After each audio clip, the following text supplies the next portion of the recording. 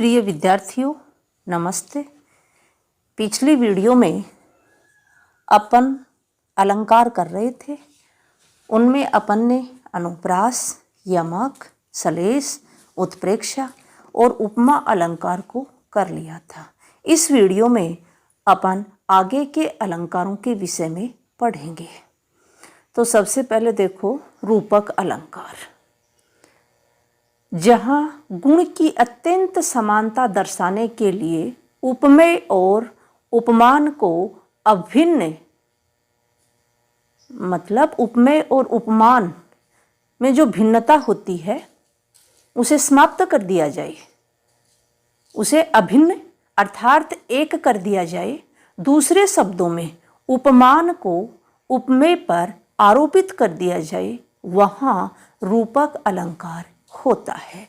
जब उपमान को उपमेय पर आरोपित कर दिया जाता है, जो भेद होता है उसे समाप्त कर दिया जाता है, वहाँ पर रूपक अलंकार होता है।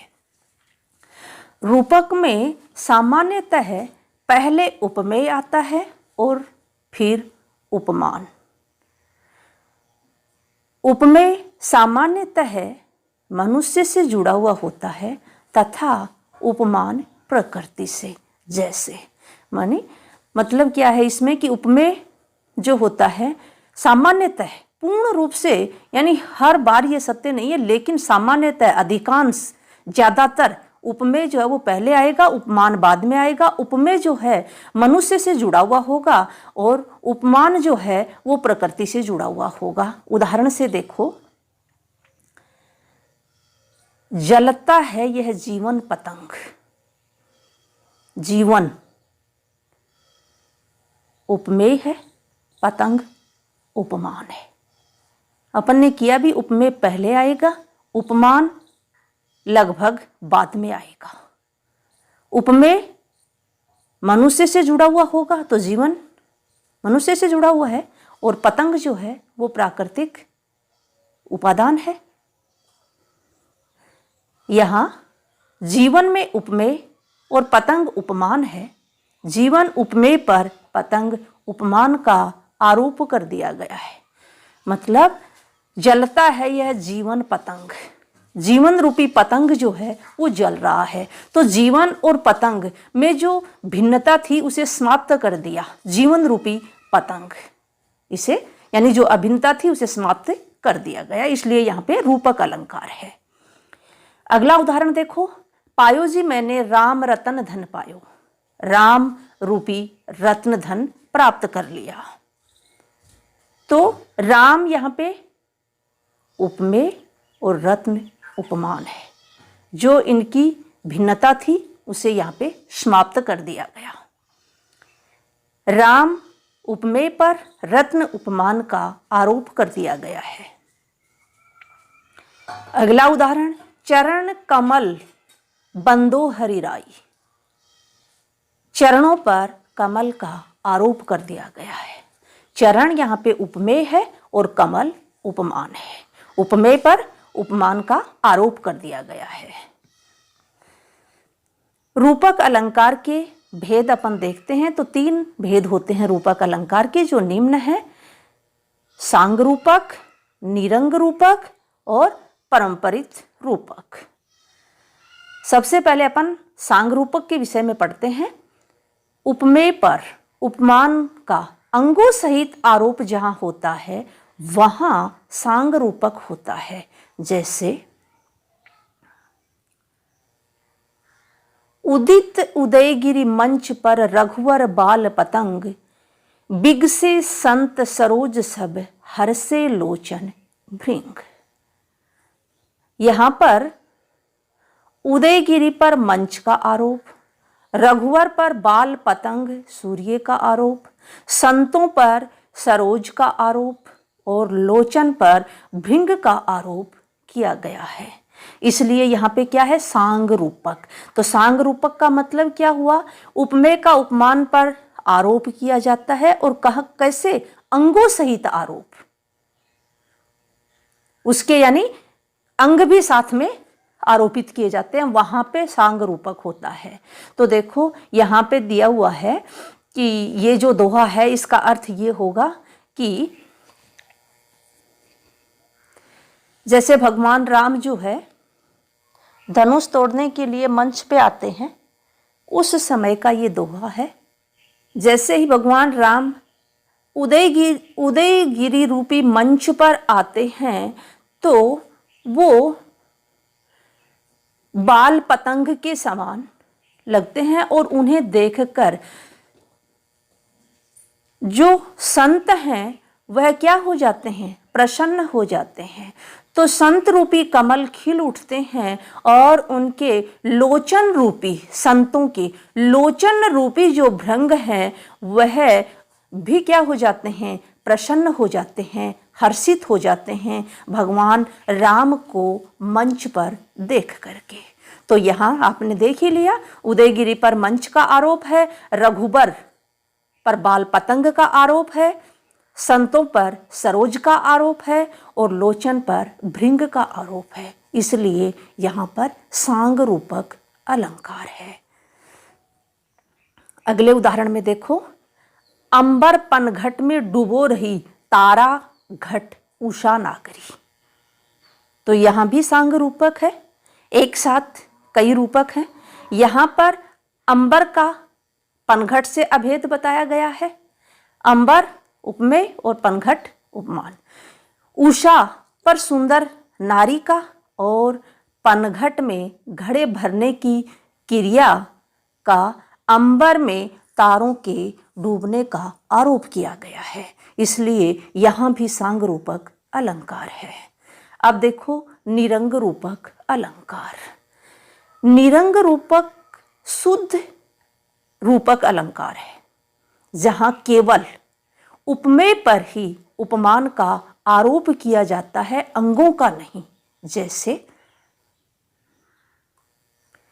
अवधेश के बालक चारि सदा तुलसी मन मंदिर में बिसरे।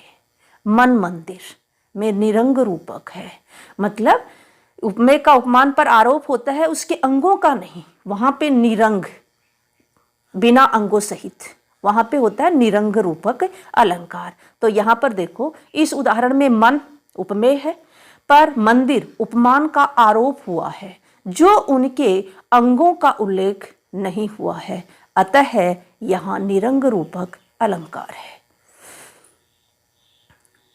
अवधेश के बालक चारि सदा तुलसी मन मंदिर में बसरे बिहरे, तो यानी तुलसीदास जी कहते हैं कि मेरे मन रूपी मंदिर में जो अवधेश के बालक हैं, चारों बालक राम भरत लक्ष्मण और शत्रुघ्न, ये ही विराजमान रहते हैं। अब तीसरे नंबर पर अपन देखते हैं पारंपरिक रूपक, जहां एक रूपक दूसरे का कारण होता है, अर्थात जो रूपक एक साथ आते हो, अर्थात दो रूपक एक साथ आते हो, एक रूपक मुख्य रूपक में और दूसरा गौण रूप में होता है। जैसे बढ़त बढ़त संपत्ति सलील मन सरोज बढ़ी जाए। संपत्ति सलील में रूपक है और मन सरोज में भी रूपक है। यहां पर मन को सरोज मानने का कारण संपत्ति को सलील मानना है। तो एक रूपक दूसरे का कारण होता है, वहां पे क्या होता है, पारंपरिक रूपक होता है। तो मन को सरोज मान लिया गया, इसलिए संपत्ति को सलील माना गया है। दूसरा उदाहरण देखो, जय जय गिरिवर राज किशोरी जय महेश मुख चंद्र चकोरी। यहाँ पर गिरिराज किशोरी पार्वती को चकोरी बताया जाने का कारण है महेश के मुख को चंद्र बताया जाना। महेश का मुख चंद्रमा के समान है, सुंदर। तो महेश के मुख रूपी चंद्रमा, महेश के मुख पर चंद्रमा का आरोप कर दिया गया, यहां पर रूपक अलंकार है। इसीलिए गिरिराज किशोरी पार्वती को क्या है, चकोरी से उपमित किया है, चकोरी बताया गया है।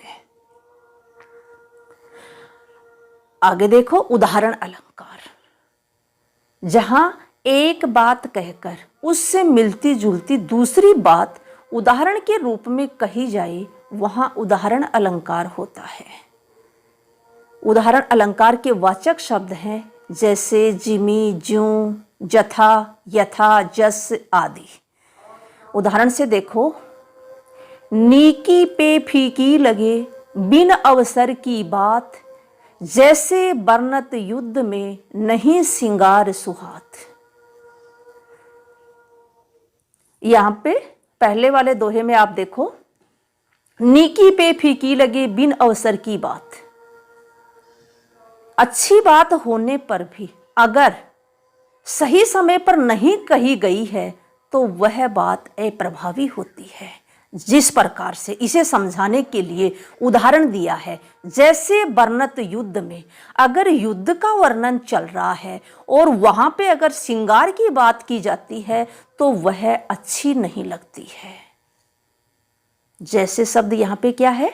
वाचक शब्द है। तो नीकी पे फीकी लगे बिन अवसर की बात, इसे समझाने के लिए, और ये यहाँ पे उदाहरण दिया गया है, इसलिए ये उदाहरण अलंकार है। दूसरा दोहा देखो, सदे सहायक सबल के कोई न निबल सहाय, पवन जगावत आग ज्यों दीप ही देत बुझाए। सदे सहायक सबल के, सभी व्यक्ति जो सबल होते हैं, बलवान होते हैं, उनकी सहायता करते हैं। कोई भी व्यक्ति निर्बल की सहायता नहीं करता। इसे बात को समझाने के लिए नीचे की लाइन है, ये क्या कह रही है? पवन जगावत आग ज्यों दीप ही देत बुझाए। जिस प्रकार से जो पवन है वो आग को तेज करती है, जलाती है, और बेचारा जो छोटा सा दीपक है उसे क्या करती है? यही पवन बुझा देती है। ज्यों शब्द यहां पे है वाचक। तो यानी बलवान की सब सहायता करते हैं, सबल की सब सहायता करते हैं, निर्बल की कोई सहायता नहीं करता। पवन का भी यही कार्य है, हवा भी ऐसा ही करती है, आग को जलाती है, तेज करती है, लेकिन छोटा सा निर्बल जो दीपक है उसे वह भी बुझा देती है। तो यहाँ पे ये उदाहरण अलंकार है। अगला उदाहरण देखो, जो पावे अति उच्च पद जाको पतन निदान, ज्यों ज्यों तपी मध्याह्न लो अस्त होता है भान। यहां भी ऊपर वाली पंक्ति, ज्यों पावे अति उच्च पद, उच्च पद प्राप्त करने के बाद में उसका पतन जो होता है वो अवश्य होता है। इसी बात को समझाने के लिए नीचे की जो कहा गया है, क्या कहा गया है नीचे? ज्यों तपी तपी मध्याह्न लो अस्त होता है भान। जिस प्रकार से, ज्यों वाचक शब्द है, जिस प्रकार से दोपहर में सूर्य अत्यधिक उच्च पद पर, अत्यधिक ताप के साथ उच्च पद पर आता है, लेकिन शाम के समय उसका अस्त होना भी निश्चित है। भान सूर्य कि जैसे जैसे सूर्य अत्यधिक तपन के साथ दोपहर को उच्च स्थान पे आने के बाद सायंकाल उसका अस्त होना भी निश्चित होता है, उसी प्रकार से उच्च पद प्राप्त करने के बाद में व्यक्ति का पतन भी निश्चित होता है।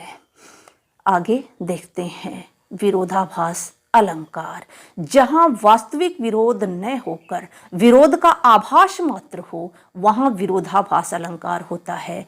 वास्तविक विरोध न होकर के, यानी शब्द भी ऐसा ही है, विरोधाभास, विरोध का आभास, विरोध प्लस आभास, वास्तविक विरोध नहीं, सिर्फ विरोध का आभास हो। जहां वास्तविक विरोध न होकर के विरोध का आभास मात्र हो, विरोधाभास अलंकार होता है। उदाहरण से देखो, मैं अंधा भी देख रहा हूं रोती हो तुम रोती। मैं अंधा भी, अंधा देखता थोड़ी है, तो यहां पे विरोध लग रहा है। मैं अंधा भी देख रहा हूं रोती हो तुम रोती, लेकिन वास्तविक विरोध नहीं है। यानी बिना नेत्रों के भी किसी की पीड़ा को समझा जा सकता है। ये अर्थ इसके यहां ये है, इसका अर्थ है। अगला उदाहरण देखो, या अनुरागी चित्त की गति समझे नहीं कोय, ज्यों ज्यों बूढ़े श्याम रंग त्यों त्यों उज्जवल होए। जैसे जैसे श्याम रंग में डूबेगा व्यक्ति वैसे वैसे उज्जवल होगा। विरोध लग रहा है। श्याम रंग में, काले रंग में डूब करके कोई सफेद कैसे हो सकता है, उज्जवल कैसे हो सकता है? तो यहाँ पे विरोध लग रहा है, लेकिन विरोध नहीं है। इसका अर्थ करोगे तो वास्तविकता आपके सामने आएगी। विरोध है वो समाप्त हो जाएगा। या अनुरागी चित्त की गति समझे नहीं कोई, ये जो कृष्ण प्रेमी मन जो है इसकी गति कोई नहीं समझता, क्योंकि यह जैसे जैसे श्याम रंग में, कृष्ण रूपी श्याम रंग में डूबता है, वैसे वैसे यह पवित्र होता चला जाता है। इसका अर्थ यहाँ पे ये होता है। तो देखो यहाँ पर श्याम रंग में डूबकर उज्जवल होना विरोध सा प्रतीत हो रहा है, परंतु अर्थ करने पर मन पवित्र होना में वास्तविक विरोध नहीं रहता है। तो आप विरोधाभास को समझ गए होंगे कि विरोध का आभास मात्र रहता है, वास्तविक विरोध नहीं होता है, वहां पे विरोधाभास अलंकार होता है। तो विद्यार्थियों, आज बस इतना ही। धन्यवाद।